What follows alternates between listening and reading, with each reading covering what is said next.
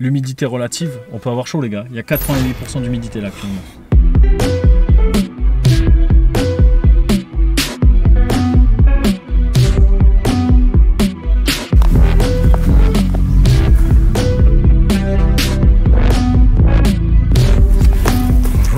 Bonjour. C'est parti pour un road trip de 3 jours pour traquer les orages, un bon petit road trip orageux. 3 jours en France et cette fois je suis accompagné de compères inhabituels puisque c'est la première fois que vous les voyez sur la chaîne. J'ai nommé Jess et Cody. Cody, peut-être vous le connaissez, c'est quelqu'un qui fait entre autres de l'urbex, il a une chaîne YouTube du même nom. Mes compères habituels n'étaient pas disponibles pour partir avec moi durant ces 3 jours. Du coup j'ai posté une petite annonce sur Instagram et ils ont répondu pour venir avec moi. Et puis après analyse des modèles météo, nous voilà partis direction l'ouest du pays, du moins là on est un peu plus centre-ouest du pays car nous sommes du côté de Guéret. Il y a 850 HPA, on a quasiment plus de vitesse et toujours en sud-est. Ce qui veut dire que les structures quand elles vont se former, on a différentes hauteurs de l'atmosphère qui est découpée avec différentes directions de vent et différentes vitesses surtout. Mais ça croise justement, donc ça peut avoir cet effet, tu vois, de rotation. Voilà. On se rend compte que le département de la Creuse est un département qui est plutôt compliqué pour pouvoir traquer les orages, de par ces régions extrêmement boisées, mais aussi de par les spots qui se font extrêmement rares.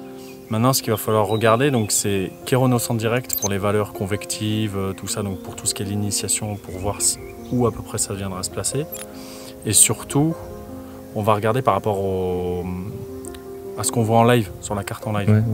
Le but, c'est de trouver maintenant un point de vue qui permette d'être à l'écart un petit peu du gros système orageux et qui permette de regarder son côté esthétique et d'éviter toutes les complications liées à l'orage. Non, il a l'air pas mal là, le spot, parce que 30 minutes, il est pas trop loin. Ça ferait redescendre, donc en fait, si je dis pas de bêtises, il est plus vers là-bas, alors plus sud-ouest, direction Bordeaux. Ouais. Là. Ok. On décide de prendre la route direction Angoulême. On sait que ça va être extrêmement costaud, qu'il va y avoir de la grêle, du vent violent et des fortes précipitations. Et nous, ce que l'on veut actuellement, c'est absolument éviter un core punching, un peu à l'image de ce que j'ai vécu le 4 juin dernier du côté de Vichy. Allez, voilà. Il n'y a plus de pare-brise, les gars, ça y est, c'est fait.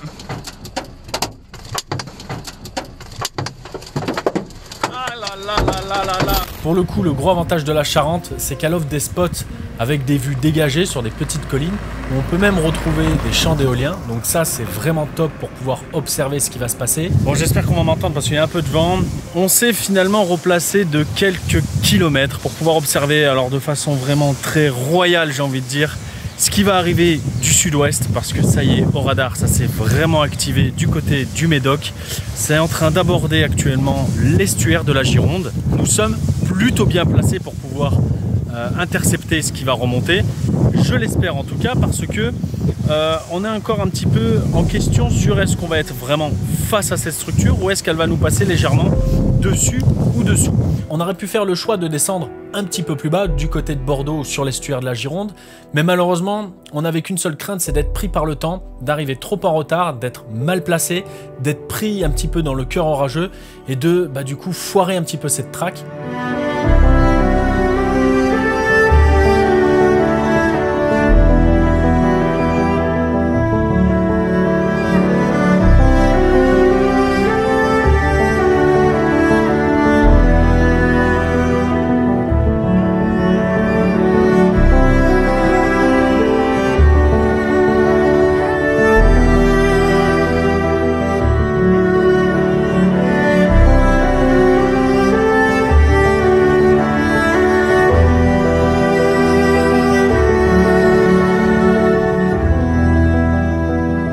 Au final, pendant une bonne heure, on peut profiter de ce qui se passe, malgré pourtant une absorption en basse couche d'une humidité. Et là, on voit bien maintenant l'espèce d'enclume qui se dessine.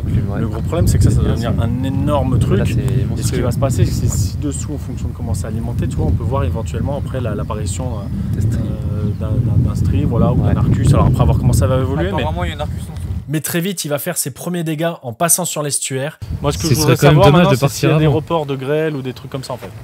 Ah bah, c'est obligé. Je te cache pas que je voudrais m'éviter la grêle, je m'en moque, mais je voudrais m'éviter pour m'éviter un deuxième pare-brise en moins de 2 semaines.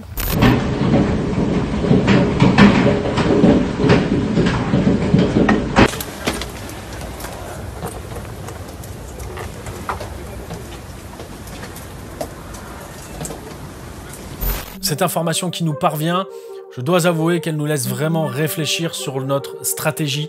Et on sait maintenant qu'il va falloir absolument éviter à tout prix de faire un core punching. On va profiter au maximum, mais si on se fait prendre et qu'il y a de la grêle, il va falloir pour le coup essayer de se protéger, laisser passer, parce que courir devant ça, ça va être compliqué. Parce que si effectivement à ce moment-là, il y a comme sur l'estuaire de la Gironde, de la grêle et du vent, ça va clairement compliquer nos déplacements. Donc j'aimerais vraiment éviter le core punching. Pour la première raison que j'ai évoquée, bah, c'est le pare-brise, mais ça encore, bon, c'est pas trop le truc. Mais c'est surtout le... J'ai pas trop envie que ça foire j'allais dire le reste de la track, donc ça peut être très très compliqué.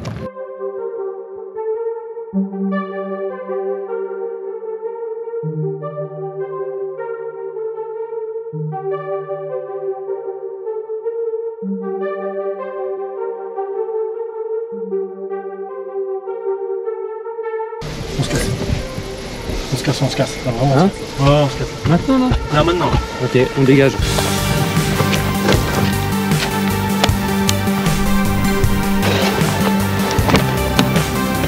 Bon, il y en a qui traînent. Elle est vraiment très imposante. Là, ce qu'il faut, c'est... On va éviter au maximum le noyau. Regarde comme elle est là. Elle est juste énorme.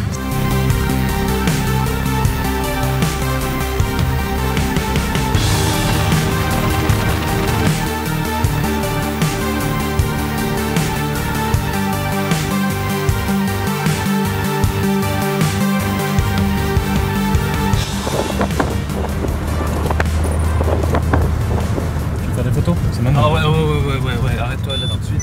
Au fur et à mesure des minutes qui passent, sa trajectoire se confirme, on va être en plein dans son axe. On veut quand même profiter de ce très joli point de vue qui nous offre une vue plutôt agréable sur ce qui se passe. Oh la vache!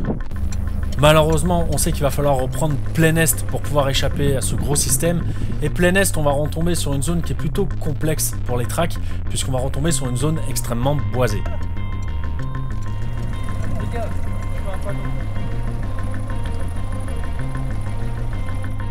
Ben voilà, tu l'as eu Maxence, t'es content?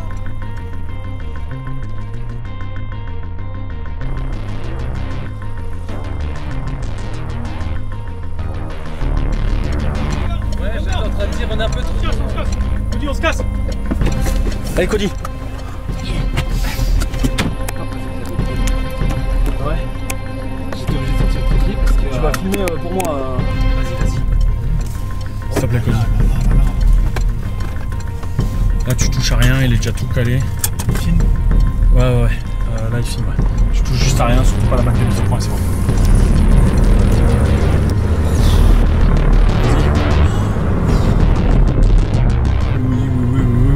Oui. La chasse de l'année là. Non mais c'est un mastodonte Quoi là? Tu nous emmènes aux États-Unis? Non mais c'est fou. C'est incroyable. C'est un petit peu trop tard que l'on part du point de vue. On a voulu profiter au maximum pour pouvoir faire des photos et des vidéos. Mais malheureusement, on part trop tard et on va rentrer dans ce que j'appellerais une course-poursuite avec l'orage. Non mais là c'est fini. C'est fini. Il y avait une grange au pire. C'est fini pour nous là. Il y avait une grange? Non, la grange elle va se... Elle est ouverte ou pas? On peut rentrer dedans? Je sais pas. Le portail, tu l'as vu ou pas? J'ai pas vu de portail, j'ai juste dit qu'on pouvait y accéder. Non bah écoute.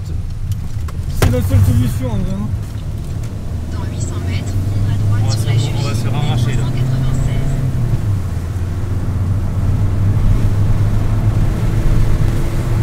196. C'est mort.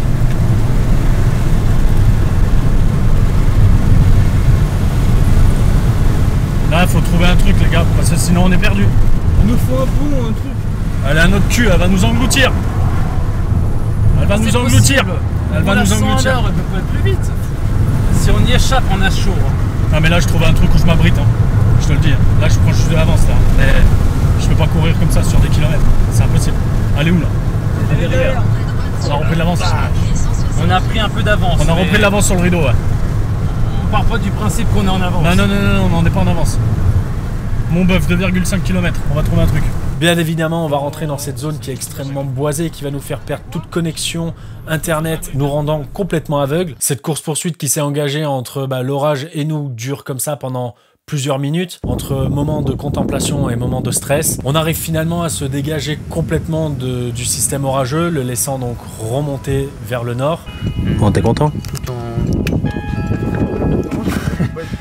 Mais je sais pas, je pense que si t'as tout vu dans ta vie, éventuellement tu te dis oh c'est chiant. Oui, tu vas forcément. Heureusement qu'on n'a pas tout vu dans notre vie. On constate alors qu'on a échappé à de la grosse grêle, à de très gros dégâts, entre autres sur le secteur d'Angoulême.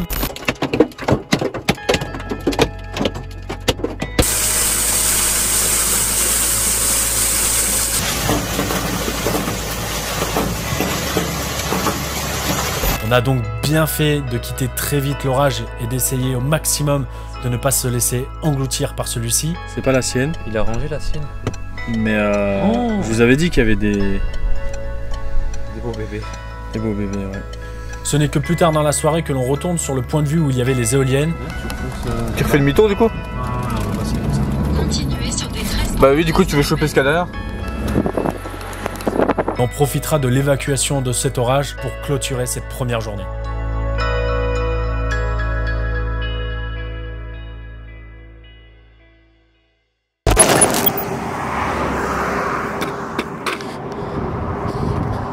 Tiens, Cody, filme. Filme quoi? Ça allait poser très vite, je me dis. Non, tiens, s'il te plaît, filme ça. Viens Max, donne ton trépied. Prends le code, vas-y. Ceux-là, si on reste là, elle nous massacre. On est plus que massacré, on est mort là-dessus.